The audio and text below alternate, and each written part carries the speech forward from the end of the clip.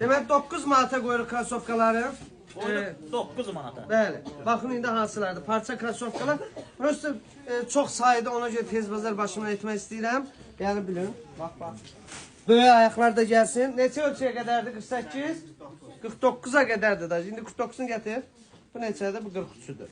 Bax, bir göstərim. Ayağında da var. Yüp yüngül, altlığı da qəşəngindən. Yəni girdirməsi deyir ha, vallahi. Hesablayın özünüz.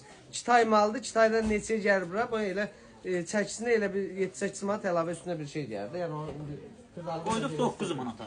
9 manatdır. Təcili şəkildə gəlin, alın, atın maşına.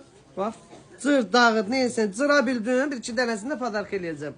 Bir də qanunda 14 gündə qaytarmam, məndə 48 gündür. Yəni sizi gözləyirik. 9 manat ayaqqabı görmüşdün? Yox.